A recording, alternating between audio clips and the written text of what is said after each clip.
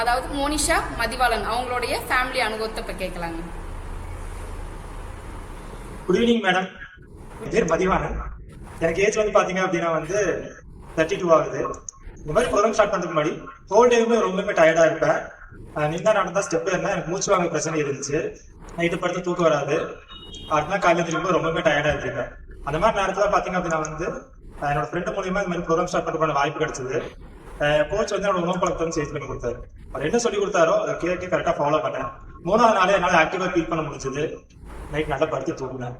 1 week ப்ராசஸ்ல வந்து அந்த ஸ்டெப் ஏறும்போது மூச்சு வாங்குன்னு சொன்ன பாத்தீங்கன்னா அதுல வந்து நல்லாவே இம்ப்ரூவ்மெண்ட் தெரிஞ்சது. பிடிச்சி போய் ஃபாலோ பண்ணேன். 2 months ப்ராசஸ்ல எனக்கு ஸ்கின் அலர்ஜி இருந்துச்சு. அந்த ஸ்கின் அலர்ஜி வந்து நல்ல இம்ப்ரூவ்மெண்ட் தெரிஞ்சது. 90 நாள்ல என்னோட எக்ஸஸ் வெயிட்டான 17 கிலோவை லாஸ் பண்ணி ஹெல்த்தியா ஹாப்பியா இருக்கேன். Thanks to my coach. இவங்க என்னோட மிஸ்ஸஸ் மோனிஷா. இவங்க ரொம்பவுமே வந்து அண்டர் வெயிட்ல இருந்தாங்க. அண்டர் வெயிட்ல இருக்கிறதோட விளைவு பாத்தீங்க அப்படின்னா வந்து இவங்களுக்கு அல்சர் ஃபார்ம் ஆயிருச்சு. எது சாப்பிட்டாலுமே பாத்தீங்க அப்படின்னா வந்து பச்சை கலர்ல வந்து வாமிட் பண்ணிடுவாங்க. irregular பீரியட்ஸ் ப்ராப்ளம் இருந்துச்சு. என்னோட ரிசல்ட்டை பார்த்துட்டு என்னோட மிஸ்ஸஸும் வந்து ஃபாலோ பண்ண ஆரம்பிச்சாங்க. என் கோச்சோட கனெக்ட் பண்ணி விட்டேன்.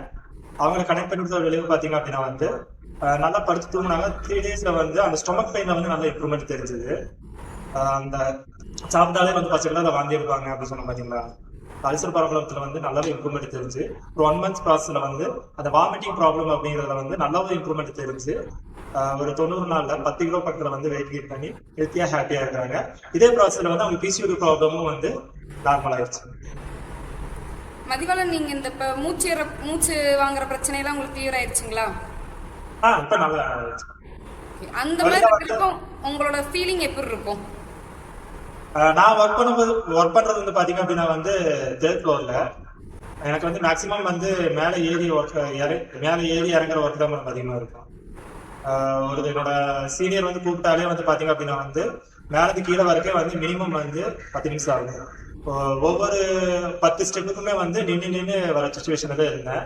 ஆனா இந்த ப்ரோக்ராம் ஃபாலோ பண்ண ஒரு 1 வீக் ப்ராசஸ்ல 3 to 1 வீக் ப்ராசஸ்ல வந்து 3 மாடிங்கிறது வந்து ஏறும்போது வந்து எனக்கே தெரியாம வந்து நல்லா ஏற முடிஞ்சது. அதுக்கு ஸ்டெப் ஏறும்போது மூச்சு வாங்குது சொன்ன பாத்தீங்களா, நல்லாவே இம்ப்ரூவ்மெண்ட் தெரிஞ்சது.